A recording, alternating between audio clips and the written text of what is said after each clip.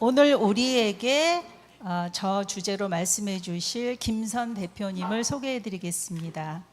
대표님은 영국 옥스퍼드 대학교에서 학부를 마치시고 비교 국제 교육학으로 석사, 교육학으로 박사학위를 받으셨습니다.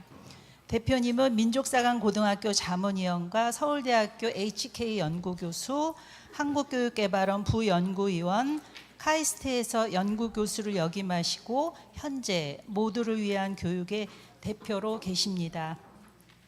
대표님은 국제교육가로서 전 세계 학습자들을 위한 포용적인 교육 모델 개발을 주도하며 교육의 접근성과 의미를 확장하는 데 힘쓰고 계십니다.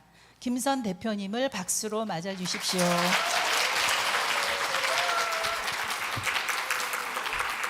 안녕하세요. 김선이라고 합니다. 이렇게 아름다운 수도에 초대해 주셔서 너무너무 감사합니다. 예, 이 자리는 제가 한국에 돌아와서 제가 처음 가르쳤던 대학교 공간이 가톨릭 대학이었는데 그때 제 첫 학생이셨던 이선중 선생님께서 네, 그때 연이 돼서 계속 좋은 자리를 마련해 주셨는데 또 초대해 주셔서 이렇게 귀한 자리에 서고 또 같이 이렇게 나누게 돼서 너무 감사합니다. 예, 저는 종교는 개신교인데요. 사실 영국에서 제가 세례를 받은 교회는 성공회여서 성공회는 이제 가톨릭 교회랑 개신교랑 좀 섞여 있다고 표현하긴 하지만 그런 전통적인 그런 부분도 많이 있고 또 저희 아이는 지금 대전에 있는 성모 초등학교에 다니고 있어요.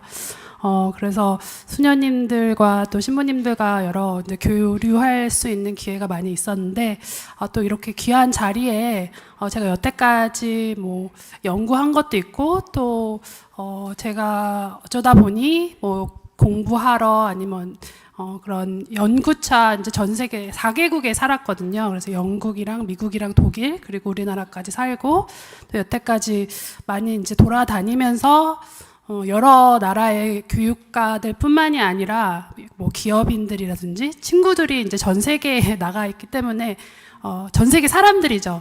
그래서 제 친구들이 이제 경험한 것들 뭐 이런 걸 다 합쳐서 조금 수녀님들께 지금 세계에서 현장에서 어떤 일이 이루어지고 있고 지금뿐만이 아니라 미래에 우리 아이들이 살아가야 될 세상은 어떤 세상이 될까 이것에 대한 좀 관점을 드리기 위해서 여러 가지 이제 비디오도 많이 보여드릴 텐데 좀 충격받으실 내용도 있을 것 같아서 미리 조금 말씀드리도록 하겠습니다. 그럼 시작하도록 하겠습니다. 제 프레젠테이션의 제목은 신인류가 온다. 인공지능과 바이오, 기술의 발전, 그리고 우리의 삶이라는 주제입니다. 신인류라는 표현을 이제 뭐 들어보신 분들도 있고 안 들어보신 분들도 있을 텐데 보시면 아시겠지만 이제 기술의 발전이 어떻게 보면 지난 뭐 2000년에 비할 수 없을 정도로 굉장히 빠른 속도로 발전을 하고 있기 때문에 이대로 가다가는 진짜 우리 아이들 아니면 미래 세대들은 신인류가 될 수도 있겠구나. 그걸 singularity라는 표현으로 하는데 그럴 수도 있겠다라는 예상을 저는 감히 하고 많은 미래 학자들과 기업가들과 그렇게 얘기를 하고 있습니다.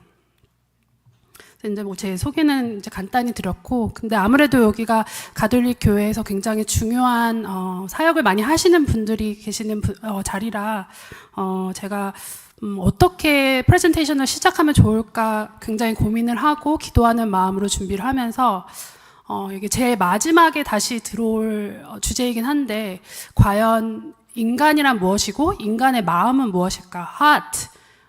이 주제로 처음과 시작을 했으면 좋겠다라는 생각이 들었습니다. 처음 인용구는 프레드릭 브룩스라는 이게 그 인공지능의 모체가 되는 개념을 만든 사람이 알란 튜링이라는 컴퓨터 사이언티스트인데 영국 분이세요.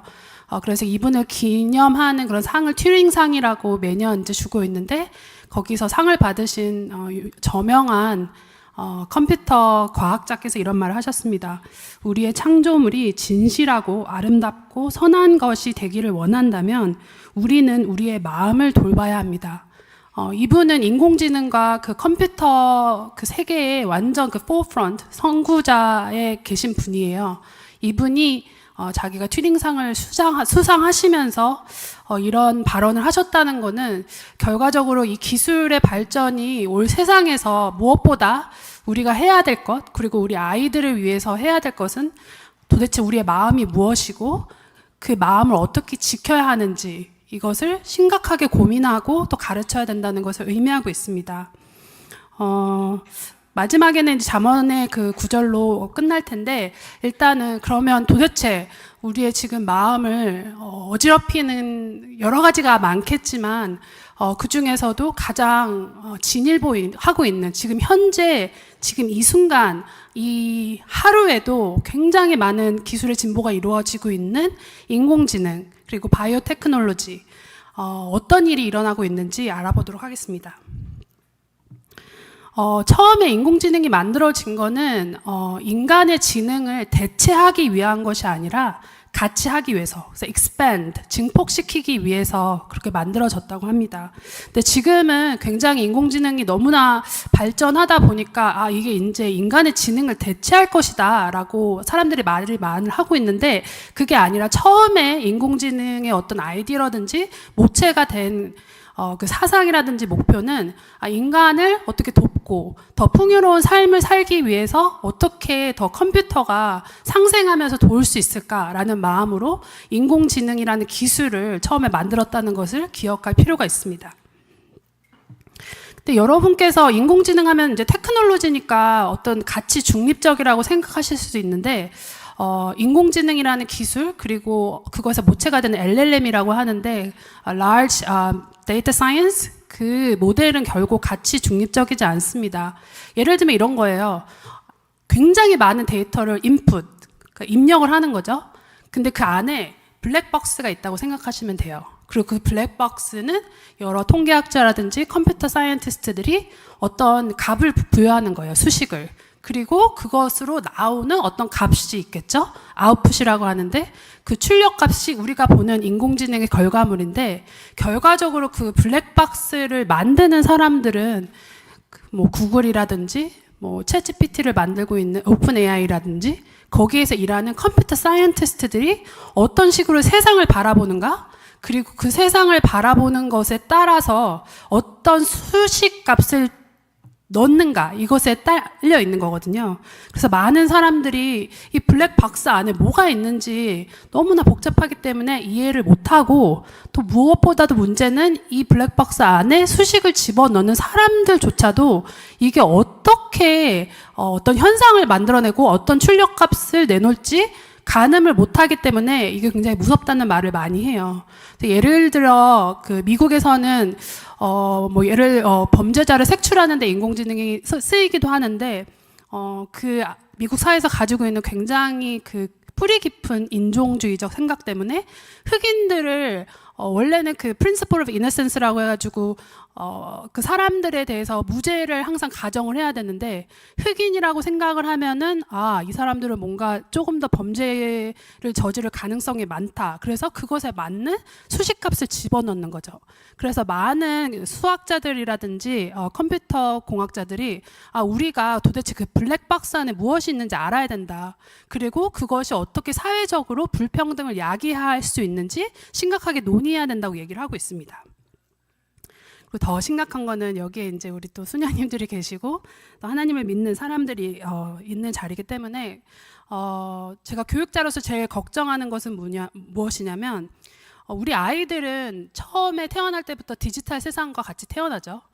저희 아이도 8년 전에 태어났는데, 그 아이를 처음에 재울 때 그 컴퓨터가 아니라 그 휴대폰 안에 있는 앱을 사용해가지고 사운드를 이렇게 들려주면 애가 잘 자더라고요. 그래서 그런 식으로 처음부터 태어났는데 이 아이는 디지털 세상에 노출이 자연스럽게 돼 있고, 그래서 이런 아이들은 디지털 네이티브라는 표현을 쓰거든요. 근데 이제 지금 한 단계 나아가서 인공지능에 익숙한 세대, AI literate. 근데 이제 더 나아가서 챗GPT라든지 이런 생성형 인공지능이 나오게 되면서 우리 아이들은 인공지능을 생성하는 세대까지 이제 발전하고 있습니다. 그래서 에릭 호로비츠라는 굉장히 유명한 마이크로소프트사의 최고 그 사이언티스트를 역임하셨던 그 컴퓨터 공학자가 있는데, 이분이 이렇게 말씀하셨어요. 우리의 자녀와 손자들이 사실과 허구를 구별하는 것이 어렵거나 불가능한 포스트 인지 세계에 처할 수 있습니다라는 발언을 하셨어요. 그래서 포스트 인지 세계라는 굉장히 어려운 말인데 제가 후에 또 설명을 드리도록 하겠습니다. 그리고 인공지능이 굉장히 우리 인간이 가진 자유를 굉장히 억압하는 데 쓰일 수 있다는 게 지금 현재도 일어나고 있어요. 지금 제가 보여드린 게 뭐냐면 안면 인식 기술인데, 이것이 중국에서는 굉장히 광범위하게 쓰이고 있습니다. 실제로 인공지능 관련된 스타트업에서 굉장히 기술이 많이 발전한 국가가 중국인데, 이건 굉장히 아이러니컬하게도 중국은 서양 선진국이라든지 아니 우리나라처럼 그런 인공지능과 윤리에 대한 문제에 대해서 그렇게 심각하게 얘기를 하지 못하기 때문에, 공산주의 국가라. 그래서 아이러니컬하게도 기술이 굉장히 발전하고 있어요. 왜냐하면 윤리적으로 이걸 조금 막아줘야 되는데 그런 게 없다 보니까, 그래서 전 세계적으로 굉장히 돈을 많이 벌고 있고 또 굉장한 기술을 가지고 있는 이제 스타트업들이 중국에 많이 포진되어 있고, 제가 제 책에도 지금 제가 계속 쓰고 있는 내용인데, 중국 정부가 어떤 시스템을 도입을 했냐면 소셜 크레딧 시스템이라고 해서 사회 신용 시스템이에요. 이게 뭐냐면 인공지능을 사용해서 예를 들면 내가 어떤 인터넷 그 웹사이트를 체크하고 있는지, 그리고 어떤 행동을 하고 있는지, 그리고 이제 베이징 같은 데 가면은 경찰들이 이렇게 구글 안경 같은 걸 쓰고 있거든요. 그 안경을 쓰고 사람을 딱 보면 이 사람의 기본적인 정보가 딱 떠요. 이건 진짜 지금 일어나고 있는 일이에요. 그래서 예를 들면 제가 중국 사람인데 내가 시진핑에 조금 반대하는 글을 썼다. 그러면 이제 그게 자동적으로 제 사회 신용 그 시스템 안에 레지스터가 되는 거죠. 그럼 제 정보가 굉장히 이제 제 신용도가 낮아져요. 그래서 내가 뭐 신장지구에 살고 있는 사람인데 베이징에 가려고 기차표를 예약하려고 하는데 기차표 예약이 안 돼요. 왜냐하면 제 신용도가 낮아 있기 때문에. 중국은 지금도 이걸 사용하고 있고, 지금 길을 걷다 보면은 경찰들이 저는 외국인이라 액세스가 불가능하겠지만 내가 중국 사람이라면 실제적으로 제 정보를 뭐 어디에 살고 있는지, 내 성별이 어떤지, 나이가 어떤지 그게 자동적으로 뜨는 시스템 안에서 살고 있습니다. 그래서 굉장히 국가 권력이라든지 어떤 민주주의 사회가 아닌 그런 공산주의 사회에서 이 기술과 결합했을 때 얼마만큼 인간의 자유를 억압시킬 수 있는지, 이것에 대해서는 굉장히 심각하게 생각을 해봐야 될 문제일 것 같습니다. 예, 그리고 인공지능 목사님도 나오고 있죠. 미국에서는 싱귤러리티 그룹이라는 어떤 비영리 단체라고 얘기를 하는데, 그 단체에서 트윗스라는 플랫폼의 하나예요. 우리나라 뭐 네이버처럼 이런 플랫폼의 하나인데, 거기에 AI Jesus, AI 예수님을 만들어서 24 hours, 그러니까 24시간 라이브 스트림을 해요. 그래서 사람들이 예를 들면 챗봇 같은 게 있잖아요. 거기다가 이제 질문을 올리면은 AI 지저스가 성경 말씀을 근거로 해가지고 어드바이스를 주는 거예요. 이런 식으로 또 얘기하고, 뭐 가톨릭 교회에서는 제가 잘 모르겠지만 실제로 개신교 안에서는 챗GPT를 사용해서 설교문까지는 아니더라도 기도문을 작성하는 게 이게 과연 해도 될까라는 이런 논의가 지금 진행되고 있는 걸로 알고 있습니다. 예. AI 여자친구 아니면 AI 친구는 너무 지금은 많아가지고 뭐 이건 특별한 일이 아니죠.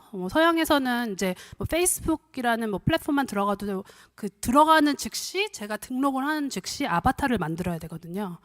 그러면 그 페이스북 플랫폼 안에서 우리 아이들, 그리고 뭐 저도 마찬가지고, 제가 김선이긴 하지만 그 세상 안에서는 제 아바타로 활동을 할 수밖에 없는 거죠. 이게 지금 이렇게 만들어지고 있어요. 이거 한번 영상을 보여주시겠어요? 네. 한 여성 아나운서가 차분하게 뉴스를 진행합니다. 평범해 보이지만 사실 진짜 사람이 아니고요. 제주특별자치도가 채용한 인공지능 AI 아나운서입니다. 이름은 제주뉴스 AI, 알파벳의 앞글자를 딴 제이나로 제주도의 정책을 알리는 뉴스를 진행하는데요. 학습 능력은 없지만 정해진 문구를 정확히 읽는다고 합니다. 월급은 약 60만 원으로 AI 서비스 업체의 사용료로 지급되는데요. 제주도 측이 비용 절감 차원에서 도입한 것으로 알려졌습니다. 누리꾼들은 신기하다면서도 AI가 점점 사람 일자리까지 빼앗고 있다. 인간이 불필요한 시대가 되어가는 것 같아 무섭다는 의견을 내놨습니다. 투데이 와글와글이었습니다. AI 아나운서도 당연히 등장을 하고 한 있죠. 여섯? 그리고 뭐 대한항공을 타도 예전에는 진짜 그 스튜어데스가 비디오에서 막 어떻게 탈출해야 되는지 설명을 했는데 요즘엔 AI 스튜어데스가 하더라고요. 그리고 뭐 너무 이제는 이런 뭐 아이돌에서도 AI 아이돌이 많이 등장하고 있고요.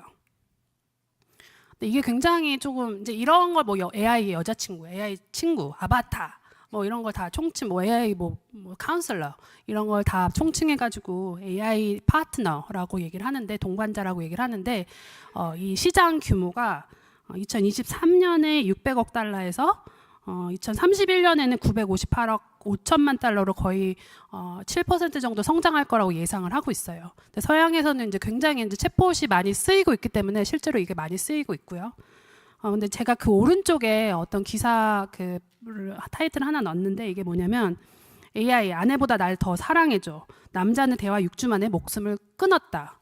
이게 뭐냐면 예를 들면 AI 파트너인 거예요. 그래서 내가 힘들거나 이럴 때 거기다가 이제 아까 AI 지저스처럼 뭐 여러 가지 얘기를 하면은 이 내 여자친구가 AI 여자친구가 뭐 이것저것 막 얘기를 해주는 거죠. 근데 이게 사실 지금 너무나 많이 상용화되고 있는 게 제가 챗GPT 굉장히 어드밴스한 거 돈을 내 가지고 하고 있는데 어떤 기술이 나왔냐면 여태까지는 챗GPT에 글을 집어 넣으면 챗GPT가 그냥 얘기를 그 글로써 이제 반응을 하는 여태까지 그런 시스템이었는데 지금은 제가 말을 하면은 얘가 대답을 해줘요. 글로 하는 게 아니라. 근데 너무너무 잘 얘기를 해줘요.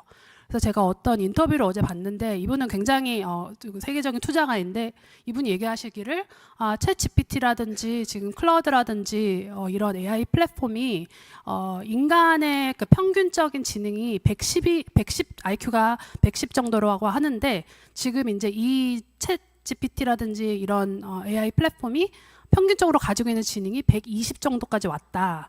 근데 이게 예를 들면 한 분야만 이런 게 아니라 모든 분야에서 120 그리고 랭귀지도 한국말만 아까 예를 들면 영어만 하는 게 아니라 중국어도 하고 한글도 하고 그러니까 이게 지금 굉장히 그래서 이제 그런 컴퓨터 공학자들 사이에서는 AI가 양심을 가질 수 있을까?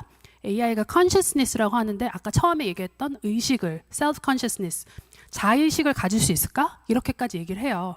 근데 이게 왜 문제이냐면 인간 같은 경우는 제가 만약에 저희 남편한테 막 뭐 얘기를 하면은 남편은 반대 얘기를 하겠죠? 근데 AI 같은 경우는 사람한테 어떻게 프로그램된 값을 얘기를 해주기 때문에 처음에는 굉장히 좋은 말을 얘기를 해준단 말이에요.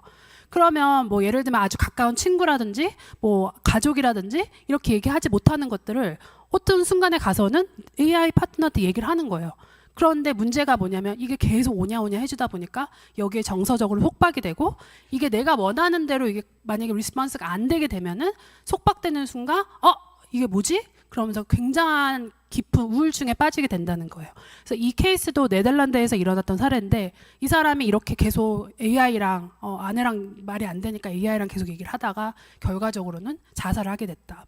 근데 이게 특별히 뭐 성인한테서도 굉장히 문제가 되겠지만은 우리 아이들은 태어날 때부터 아바타들이랑 같이 태어나는 세상이고 그 아바타들을 통해서 얘기를 하는 세상인데 어떻게 우리 아이들은 어떻게 할까? 저는 굉장히 이제 걱정이 많이 되고 있습니다.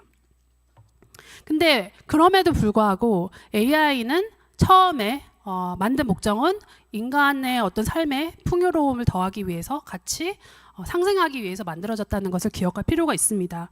그래서 AI가 주는 여러 가지 좋은 점도 많이 있습니다. 예를 들면 지진 예측하는 게 굉장히 어려운 통계적 기법이 필요한데 이걸 AI를 사용해가지고 맞춰 본다든지 아니면 이제 바이오 분야에서는 굉장히 AI가 많이 사용이 되고 있고 이제 투자도 엄청 많이 받고 있는데 예를 들면 새로운 뭐 암이라든지 에이즈라든지 이런 불치병을 치료할 수 있는 그런 그 약들을 AI를 사용해가지고 많은 데이터 값을 이제 집어넣음으로써 발견을 한다든지 이렇게 좋은 쪽으로 사용을 되고 있습니다.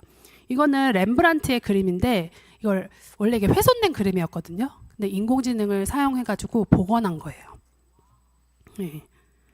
그리고 이거는 이제 MCM이라는 저희 나라 기업인데 이게 옛날에는 이런 디자인을 만들려면 이제 사람들이 뭐 좀 잘 나가시는 이제 디자이너 분들이 한 3-4분 정도 붙어가지고 계속 한 달 정도 아니면 2달 정도 막 여러 가지 회의를 해가면서 이런 프로토타입이라고 하는데 디자인 프로토타입을 만들 수 있었는데 이게 뭐냐면 MCM이라는 그룹에서 이번에 공모전을 했어요. AI를 사용해가지고 가방이랑 구두랑 액세서리를 만드는 거.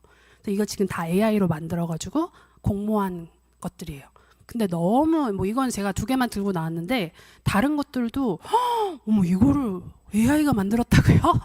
할 정도로 그래서 지금 MCM에서 일하시는 분들도 이제는 이게 굉장히 비용 절감 면에서 정말 좋다. 그동안 시간도 많이 들고 굉장히 많은 돈을 들였어야 되는데 이제는 AI가 해줄 수 있으니까 굉장히 좋다 이런 얘기를 하고 있습니다. 이 영상 틀어주세요.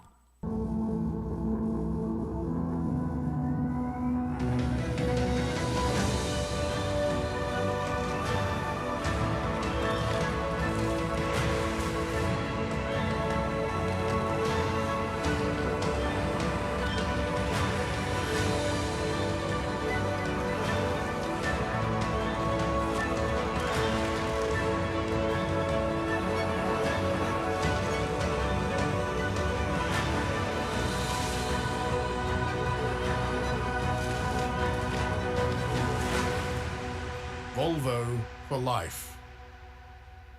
엄청 멋있죠? 이게 볼보라는 굉장히 큰 회사 광고인데 이게 한 사람이 그냥 취미로 AI로 만든 거예요. 취미로. 그래서 저도 이거 깜짝 놀랐거든요. 저는 돈 많이 들여서 만들었겠구나 했는데 네, 이 정도까지 발전하고 있습니다. 뭐 인공지능과 자율주행 차 같은 경우는 이제 뭐 굉장히 많이 들어서 알고 계시겠지만 이번에 트럼프 대통령이 되면서 일론 머스크라는 그 테슬라 그 CEO죠. 그 사람이 이제 등장하고 있는데 그 사람이 지금 하려고 하는 게 로봇 택시를 미국 전역에 이제 만들려고 하고 있죠. 그리고 이 사람 꿈은 한 사람당 저희 지금 다 핸드폰 가지고 계시죠. 모든 사람이 지금 거의 다 핸드폰 하나씩 가지고 계시잖아요. 그것처럼 한 사람당 로봇 하나를 가지는 세상을 만들 거다. 이 사람이 그렇게 얘기를 하고 있는데 로봇 택시를 뭐 기술적으로는 만들 수 있다고 해요. 근데 이게 지금 윤리적으로는 법적으로 굉장히 해결해야 될 게 많거든요. 그래서 저도 지금 전북대에서 강의를 하고 있는데 아이들이랑 국제 윤리에 대해서 막 얘기를 하면서 어떤 얘기를 하고 있냐면 자율주행 여러 가지 이제 사고 실험을 하는데 자율주행차가 이제 테슬라를 타고 가고 있어요. 근데 내가 이 자율주행차가 오른쪽으로 가면은 어떤 아이를 치게 돼.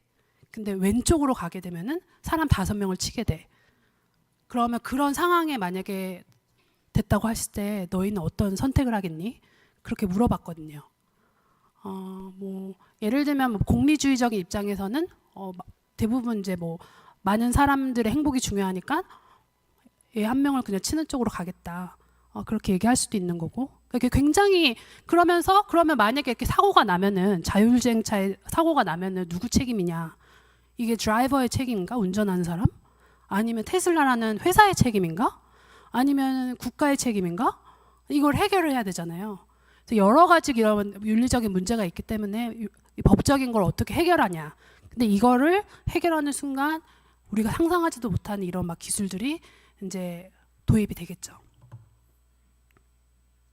그럼 과연 인공지능을 통제할 수 있을까요?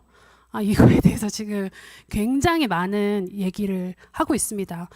그래서 그런 법적인 규제에서 제일 앞서 나가고 있는 게 EU인데 유럽연합에서 뭐 여러 가지 뭐 컨벤션이라든지 이런 것도 만들고 있는데 그럼에도 불구하고 이 기술의 진보가 이런 윤리적인 아니면 법적인 그런 논의들을 너무너무 앞서 나가고 있기 때문에 이거는 진짜 통제 불가능하다라고 하는 사람들이 생겨나고 있습니다. 그럼 과연 이 인공지능을 어떻게 처음 이 인공지능이 아이디어가 만들었을 때 그 과학자들이 생각했던 것처럼 우리 인간의 풍요로운 삶을 도와주기 위해서 사용할 수 있을까? 인공지능을 사용하기에 적절한 영역, 아니 부적절한 영역, 아니 우리 인간의 삶에 도움이 되는 상생할 수 있는 그런 영역들은 어떤 영역들일까?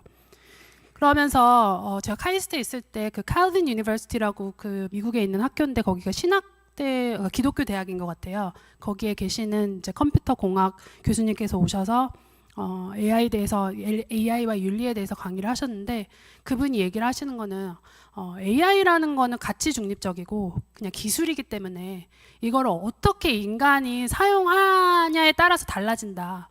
그러면 방향성을 결정하는 거는 결과적으로 우리 사람들인데 그러면 이 방향성을 결정하는 데 있어서 이런 가치들, 정의라든지 stewardship, 청지기 정신이라든지 돌봄, 그리고 문화적인 적합성, 그 문화마다 이제 어떻게 하면은 적절하고 아닌지, 그리고 투명성, 그리고 신뢰, 이런 가치들을 어떻게 우리가 찾아가면서 아니면 이것들을 사용해서 어떤 식으로 기술을 우리가 발달시키고 사용할 수 있을까, 이런 거에 대해서 더 많이 얘기를 해야 된다고 말씀하시는 게 저한테도 굉장히 인상 깊었습니다.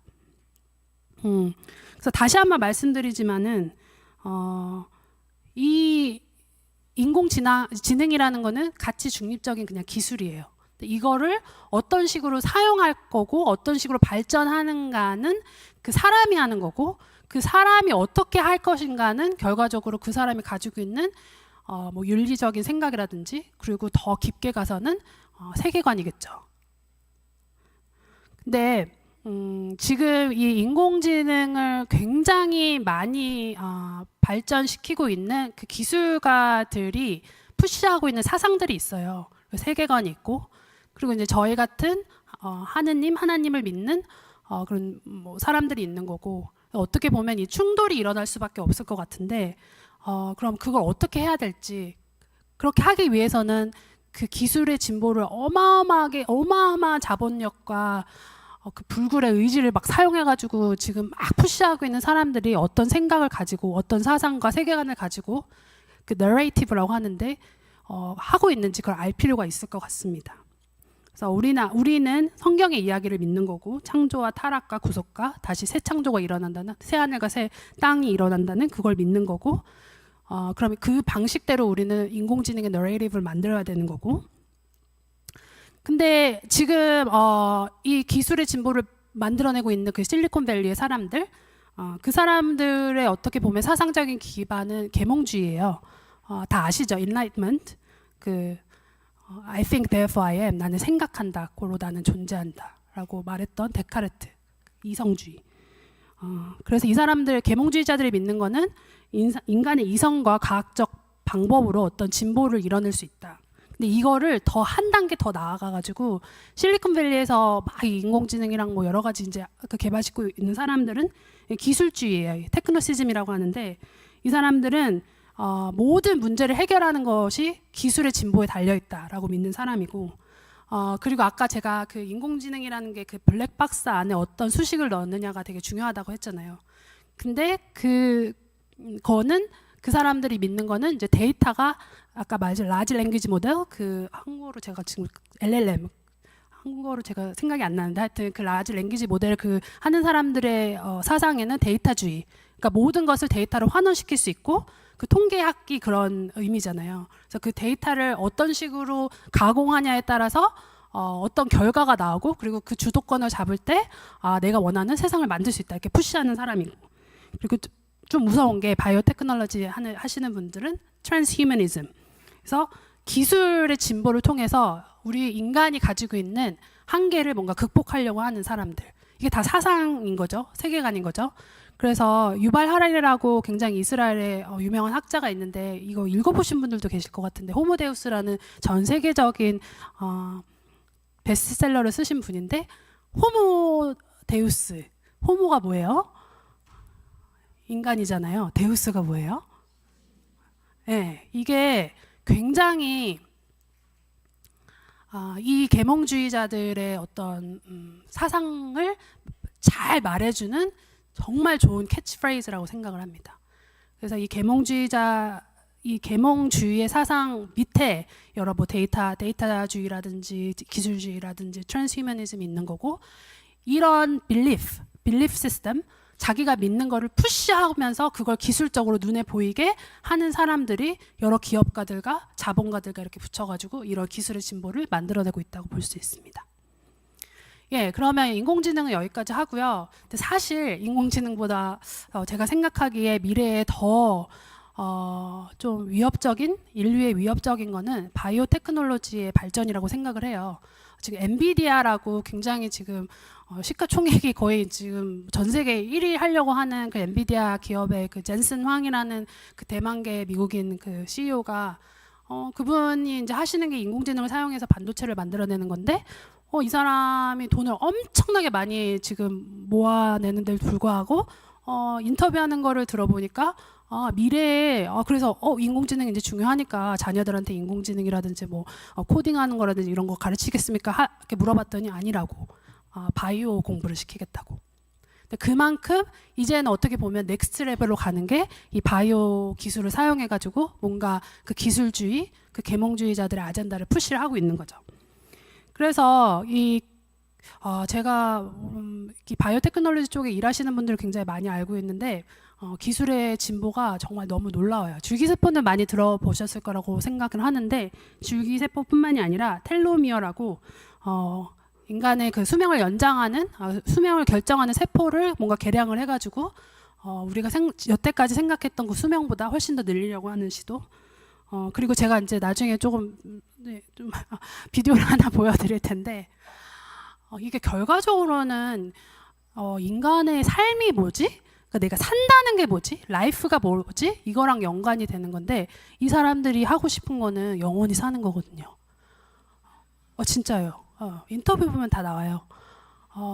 이걸 어떻게 그러면 도대체 영원히 사는 게 목표라면 사는 게 뭔지 먼저 정의를 해야 될 거 아니에요.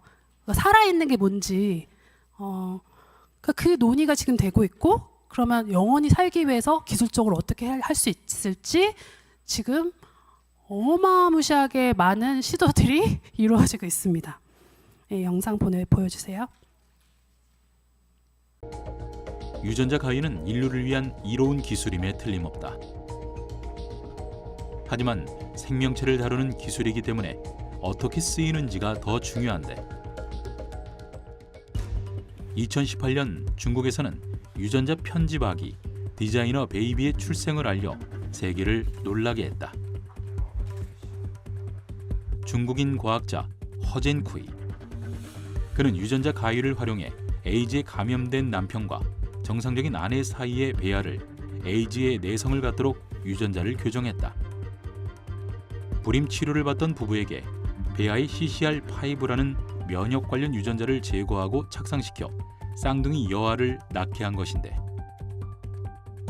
CCR5 유전자는 에이즈 원인인 면역 결핍 바이러스 HIV의 수용체로 알려져 있다.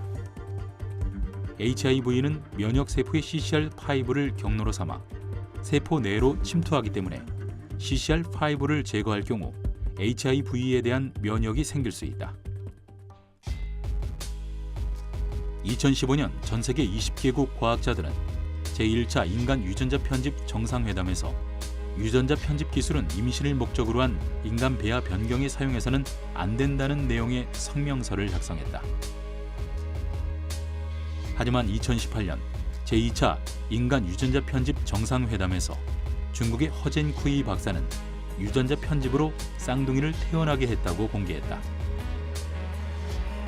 중국 사법당국은 허젠쿠이가 윤리 검토 서류를 위조해 부부 8쌍을 모집했으며 의사 자격증 없이 배아 유전자 편집 및 생식 의료 활동을 했다며 징역 3년형을 선고했다. 옥스퍼드 대학의 실천 윤리학자는 배아를 대상으로 한 유전자 편집이 예상치 못한 돌연변이, 더 나아가 아기가 성장하면서 암 발병과 같은 예상치 못한 문제를 일으킬 수 있다고 우려했다. 그 체세포 편집에 있어서는 우리나라를 포함해서 많은 나라들이 허용해주고 있습니다. 사실은 그 윤리적으로도 자기 결정권의 문제에 있어서도 내가 결정하는 거예요. 내 몸, 내 DNA 내가 바꾸겠다. 남한테 해를 주는 건 아니잖아요. 그럴 수 있는데 배아세포 편집, 수정란에 편집하는 거. 그러니까 체외 수정할 때 난자정자를 수정시키고 편집한 다음에 착상시키면 거기서 얘가 태어나는 거죠. 배아세포 편집의 경우에는 사실은 이 편집의 결정을 이 아이가 하는 게 아니라 부모가 하죠. 내 아이는 이랬으면 좋겠다. 그래서 사실 자기 결정권 측면에서도 조금 다를 수 있고, 네. 그리고 그 여러 가지 사회적으로 받아들이기가 쉽지 않은 것 같아요. 유전자 가위는 현재 누가 사용할지, 누가 사용을 허용할지, 그리고 누가 이 기술에 대한 관리를 할 것인지 명확하지 않다. 유전자 가위가 가져온 바이오 르네상스를 앞두고 앞으로 어떤 일들이 펼쳐질지 신중히 예측하고 이를 대비해야 하지만 분명한 것은 사람을 대상으로 실행했을 때 긍정적인 미래만 예측할 수 있는 건 아니라는 것이다.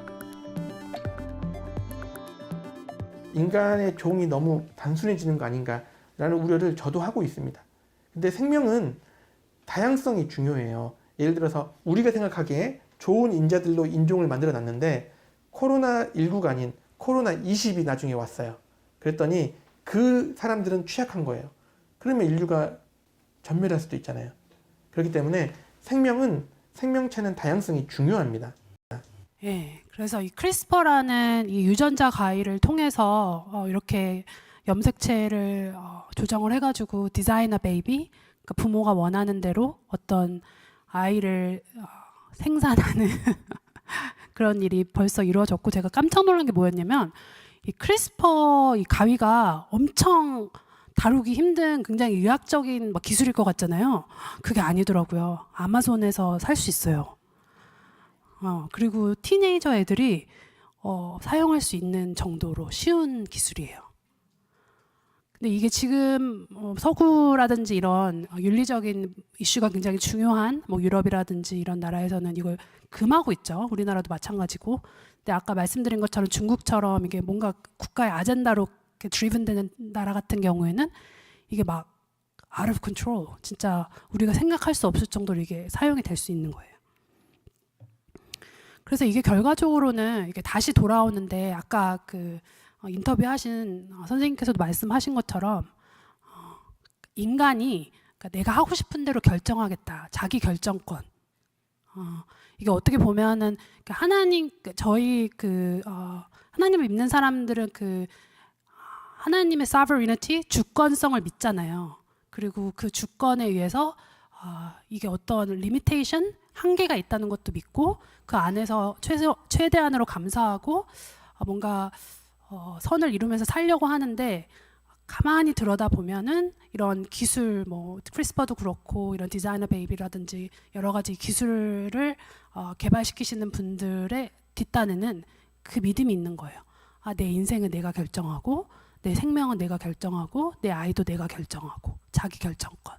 이게 낙태라든지 안락사라든지 모든 그런 어떻게 보면 바이오 관련된, 생명과 관련된 그런 윤리적 이슈에 상반된 주장들인 것 같아요. 이걸 좀 보셨으면 좋겠어요. 영상 보여주세요.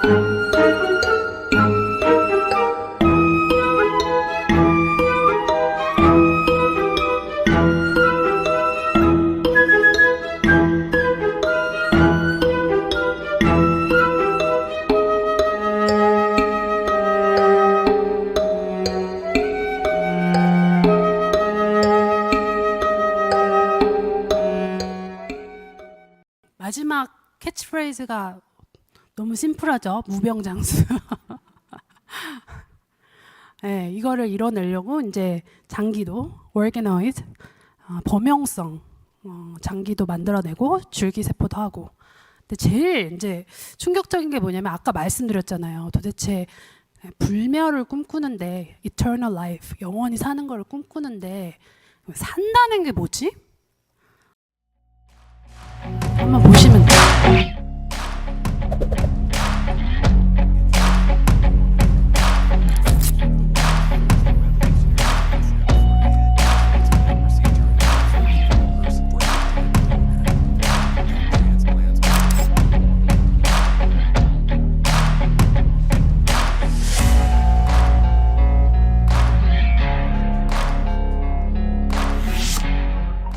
Functional body while preserving their consciousness, memories, and cognitive abilities. Designed to perform simultaneous surgeries on two bodies side by side.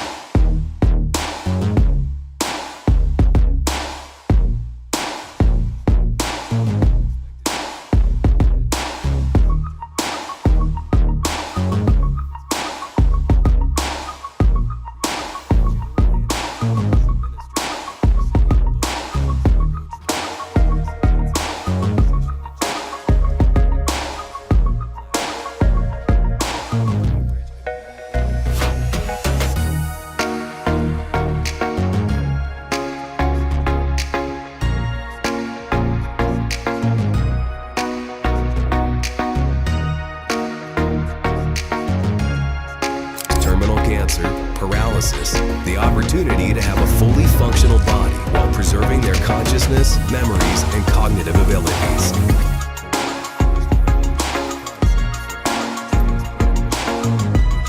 Project that I've been working on for a while now, and it involves experts and advisors from different fields of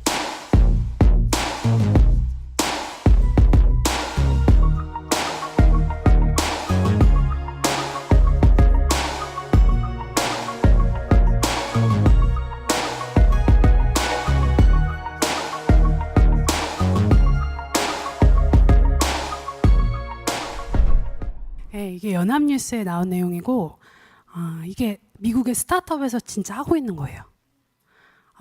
제가 말씀드렸죠. 그 바이오 테크놀로지 어마어마한 자본이 지금 투자가 되고 있다고. 근데 이 사람들이 하려고 하는 걸 가만히 생각해 보면 뭐냐면, 아까 말씀드렸던 그 테슬라의 그 일론 머스크가 하고 있는 사업 중에 하나가 뉴럴링크라는 게 있어요. 그게 뇌사자, 예를 들면 뭐 스티븐 호킹처럼 그런 몸의 움직임이 자연스럽진 않지만 뇌는 굉장히 활발하게 그러니까 할 수 있는 사람들의 그 신경 조직이랑 연결을 시켜가지고 이 사람들이 생각하는 것처럼 뭔가 움직일 수 있도록 하는 그런 기술을 지금 발전시키고 있고, 이거를 지금 아마 상용화도 이제 되려고 지금 임상 실험도 하고 있다고 이제 하고 있는데, 이 사람의 친구인 구글을 만든 창업자들이 말하기를 인간의 뇌라는 것, 그리고 인간의 생각이라는 거는 컴퓨터랑 똑같다고 그렇게 얘기를 했어요. 그래서 인간이 예를 들면은 아까 consciousness, memory 이렇게 영어로 나왔었는데, 인간의 의식과 인간의 기억과 인간의 생각을 컴퓨터가 동일하게 모방할 수 있고, 그리고 기술이 진보하면 진보할수록 예를 들면 똑같이 우리가 생각하고 느끼고 하는 거를 구현해낼 수 있다고 그러니까 믿는 사람들이에요, 이 사람들은. 그러니까 우리는 컴퓨터라고, 인간을 컴퓨터처럼 똑같이 만들 수 있다고 생각하는 사람들이에요. 그 아젠다를 푸시하고 있고. 그러면 이 사람들의 입장에서는 저희가 생각하는 영혼이 있을까요? 그 굉장히 질문을 해봐야 될 문제예요.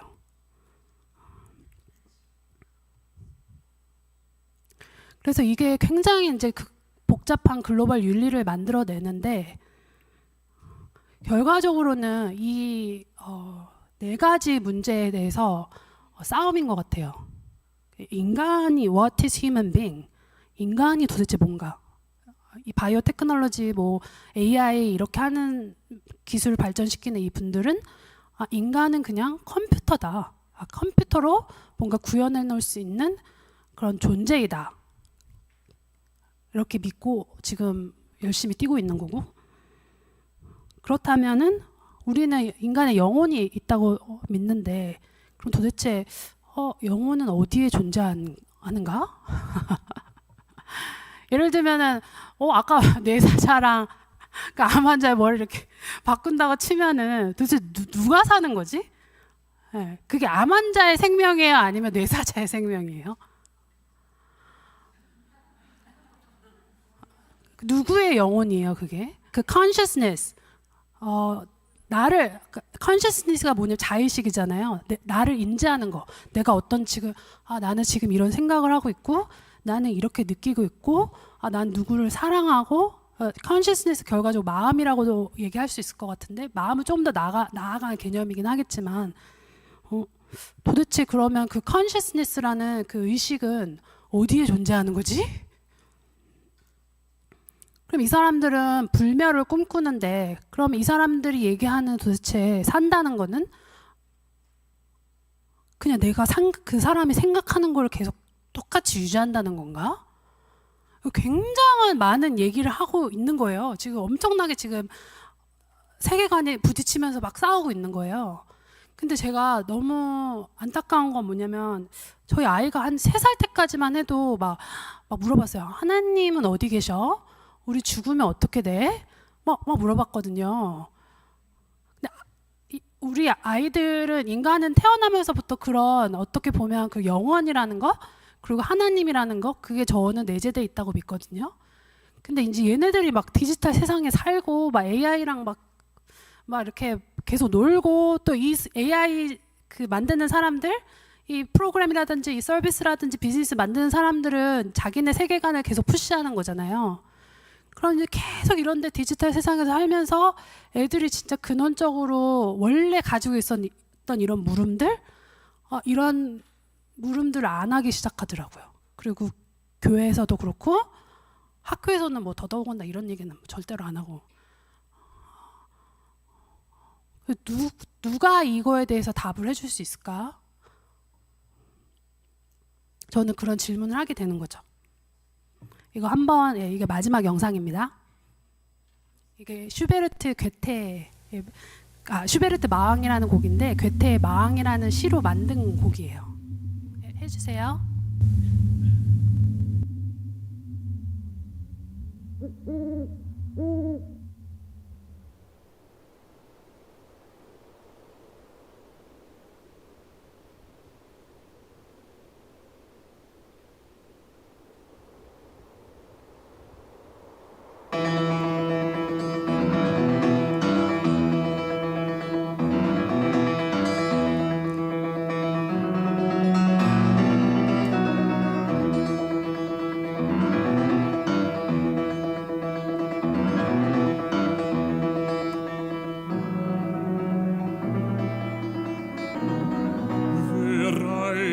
So spät durch Nacht und Wind.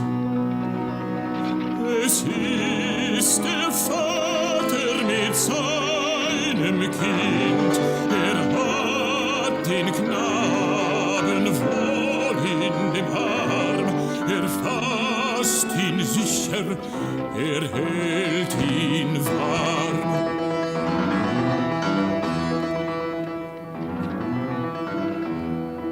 Mein Sohn, was birgst du so bang dein Gesicht? Siehst, Vater, du den Erlkönig nicht, den Erlenkönig mit Kron und Schweif. Mein Sohn, es ist ein Nebelstreif.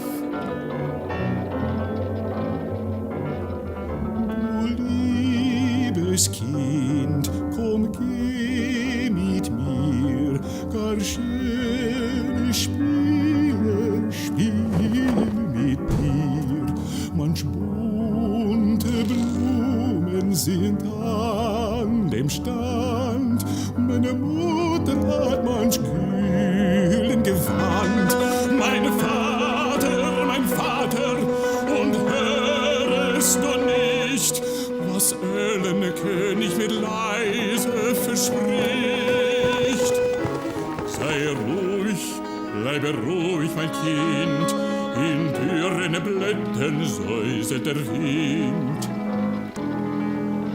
Wirst feiner Knabe du mit mir gehen, meine Töchter sollen dich warten schön, meine Töchter führen den nächtlichen Wein und wiegen und tanzen und singen dich ein, und wiegen und tanzen und singen dich ein. Mein Vater, und siehst du nicht dort, Königstöchter am düstern Ort? Mein Sohn, ich sehe es genau, scheinen die alten Weiden so grau.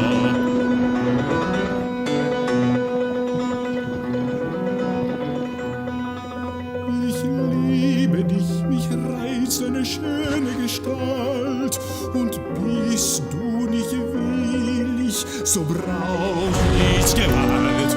Mein Vater, jetzt fasst mich an.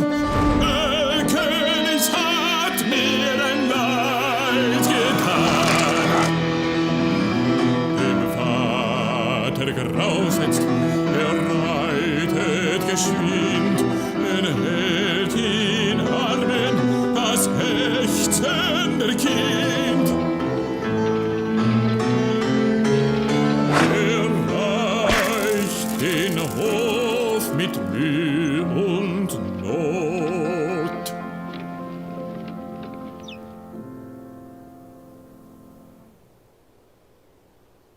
In seinen Armen das Kind war tot.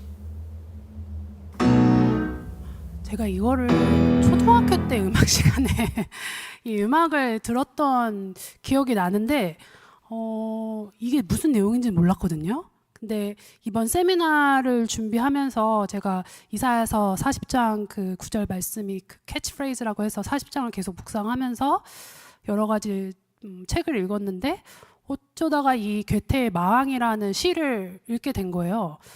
슈베르트의 마왕이라는 곡도 있었던 것 같은데, 근데 찾아봤더니 슈베르트가 괴테의 마왕이라는 시를 읽고 이 음악을 만든 거였어요. 그래서 유튜브 영상을 찾아봤더니 이렇게 멋있게 샌드 아트로 해가지고 만들어 놨더라고요. 근데 저는 그 시를 보면서 이 괴테가 굉장히 선관이 있었구나. 아이들은 보이는 거예요. 그러면서 계속 아버지 계속 부르잖아요. 근데 아빠 눈에는 안 보이는 거예요. 어른들 눈에는. 그리고 저는 제일 마지막에 뭐가 제일 마음이 아팠냐면 아버지 마왕이 보이지 않으세요? 계속 이제 마지막으로 얘기를 하는데 아빠가 두려우니까 더 빨리 말을 모는 거예요. 근데 지금 너무 비슷해. 다들 두려우니까 경쟁하고 막 경쟁이 뒤처진다고 하니까 더 열심히 일하는 거예요. 더 열심히 말을 몰고 막 채찍질을 하면서 가는 거예요. 근데 그 가면서 아기가 중간에 죽었잖아요. 근데 너무 열심히 아빠들이 일하고 그러느라 아기가 죽은지도 몰랐던 거야. 간신히 이제 좀 살만하네 집에 왔더니 아이의 영혼은 죽어 있었어요. 그래서 이거를 제가 묵상하면서 하는데 너무 마음이 아픈 거예요. 지금 너무 우리 지금 사는 세계랑 너무 비슷하다. 우리 아이들은 디지털 세계에서 아까 마왕의 딸들 나오고 같이 춤추자 막 하는데 막 여자 아이돌도 막 생각나고 막 여러 가지 생각이 많이 났었는데 이게 진짜 우리가 사는 지금 세상이구나. 근데 제가 그 이사야서 40장을 계속 묵상을 하면서 거기에 그 시작을 하는 게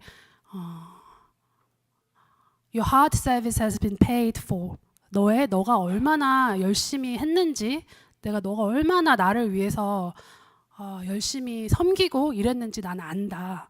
그리고 내가 그거에 대해서 너에게 격려와 위로를 주려고 한다.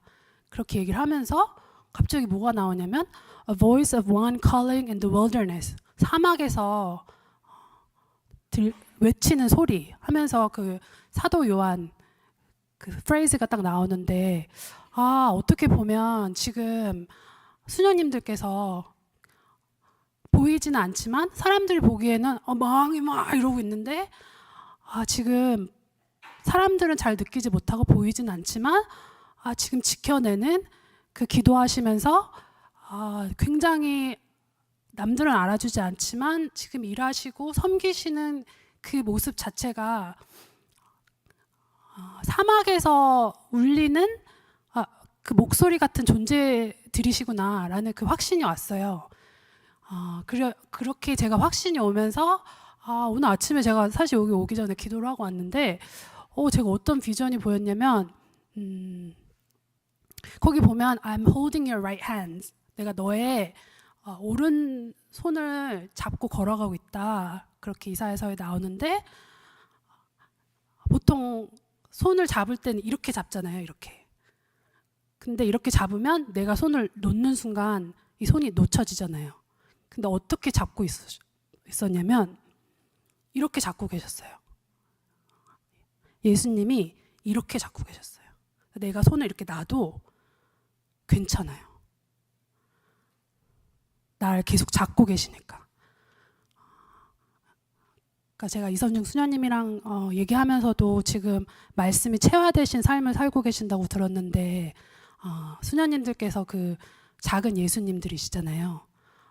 예수님께서 우리 손을 이렇게 잡아주시듯이 지금 하고 계시는 게 지금 뭐 우리 아이들이 될 수도 있겠고 아니면 지금 병원에서 섬기시는 분들 노인분들이 되실 수도 있겠지만 지금 이렇게 잡아주고 계시는 거구나. 너무 귀한 사역을 하고 계시는구나라는 그런 마음이 들었습니다. 근데 이게 기도하시면서 하는 게 그냥 뭐 종교인들이라서 아니면 뭐 그런 게 아니라 이게 과학적으로 증명이 된 거예요. 제가 평화학을 공부를 하다 보니까 많은 그런 논문들을 읽었는데 특히 지금 평화가 제일 필요한 게 우리나라도 필요하겠지만 중동이 제일 지금 시급한데 거기 중동에서 굉장히 많은 연구들이 이루어졌는데 그 1% 룰이라는 게 있어요. Journal of Conflict Resolution이라는 되게 국제적인 저널에 실린 논문인데 거기에 굉장히 평화를 갈구하고 원하고 그런 종교적인 신념을 가지고 뭔가 살아내려고 하는 그런 기도하는 사람들이 갔을 때 그 지역에 1% 그 저널에서는 1% 제곱근이라고 했어요. 그러니까 1%보다 더 적은 숫자죠. 그런 사람들이 가서 있을 때 그 지역의 어떤 범죄율이라든지 아니면 뭐 교통사고율이라든지 이게 실제로 줄어든다는 연구 결과가 있어요. 그래서 이거는 단순히 뭐 기도하고 어떤 평화를 원하고 내가 그걸 살아내려고 하고 하는 게 그런 종교적인 뭐 신념 이런 것뿐만이 아니라 되게 과학적으로 증명된 사실이구나라는 것을 말씀드리고 싶습니다. 그리고 제 프레젠테이션을 이걸로 끝내고 싶은데 Catholic이라는 그 영어 단어 가톨릭 Church, the Catholic Church 그 Catholic이라는 영어의 단어의 의미를 아세요? 네, 보편적인, universal, 우주적인 그런 뜻이잖아요. 그러니까 저는 Catholic Church, 가톨릭 교회야말로 굉장히 우주적이고 보편적인 가치를 되게 추구해야 된다고 추구하시고 계시고 추구해야 된다고 믿는데 아까 제가 사진 찍으시면서 제가 뒤에서 이제 기다리면서 막 여기저기 봤는데 영원한 도움의 성모 수도의 그거를 영어로 보니까 Sisters of Our Lady of Perpetual Help 이렇게 돼 있더라고요. 그러니까 Perpetual Help 영어로 보니까 그 Perpetual이 영원한 도움, help잖아요. 그 Perpetual이란 단어를 봤을 때 제가 되게 마음이 샥 들었던 게 Perpetual Peace라는 그 프레이즈가 있어요. 영원한 평화라는 그게 누가 만든 용어냐면 칸트가 독실한 신앙이셨던 건 알죠. 그 사람은 그 황금률 윤리를 만들면서 어떤 행동이 진짜 윤리적으로 선하기 위해서는 이게 세상의 모든 사람들이 이거를 예를 들면 거짓말은 윤리적 아닌 게 왜 그러냐면 모든 이 세상들의 사람들이 거짓말을 한다면 신뢰라는 게 없어질 테니까 거짓말은 어떤 상황에서도 하면 안 된다라고 이렇게 Universalizability Test 이거를 이제 한 사람인데 칸트야말로 그 보편성의 가치 그리고 이 보편적인 진리를 믿으시면서 삶 속에서 내가 뭔가 이거를 실행하고 기도하는 마음으로 하려고 하는 그 사람들의 가치를 알고 있었구나. 그리고 그 perpetual peace, 영원한 평화라는 그 용어를 이 사람이 주창했을 때도 그런 사람들과 그런 자신들의 신념을 가지고 만들었겠구나 이런 생각이 딱 연결이 되면서 이 자리가 어떻게 보면 수도회가 평양에서 내려오신 수녀님들이 하시면서 엄청나게 제가 역사를 들어보니까 너무 귀하더라고요. 그리고 일기도 계속 쓰신다고 그래서 엄청난 그 사료가 지금 있다고 저 나중에 저희 남편이 역사학자라서 한번 가서 보고 논문 좀 써야겠다 막 이렇게 했었는데 그런 역사가 모아져 왔고 이제는 그걸 어떤 식으로 미래에 풀어 나가실 것인가 되게 고민하시는 자리라고 했는데 저는 다시 한번 말씀드리고 싶은 것은 지금 뭐 AI도 그렇고 바이오도 그렇고 뭐 어떤 사람은 이게 singularity, 그러니까 특이점이 왔다라고 하는 사람도 있고 아니라 이렇게 사람도 있는데 뭐 그게 맞다 아니다를 떠나서 너무너무나 큰 변화들이 생기고 있고 앞두고 있는 사회는 맞는 것 같습니다. 근데 수녀님들께서 진짜 그 여태까지 굉장히 잘 하셨고 그리고 지금도 지금 하시는 것들을 어떻게 보면은 지금 나아가실 방향에서는 좀 더 캐톨릭한 가치로 보편적인 가치로 정말 세계를 품는 그런 마음으로 계속 정진하시면서 더 나아가셨으면 좋겠다는 그래서 마지막으로 어떻게 보면 우리 사회의 마지막 그 voice of one calling in the desert 사막에서 울리는 소리처럼 그렇게 기도하시는 모습으로 계속 정진하시면 좋겠다는 마음으로 마무리하겠습니다. 감사합니다.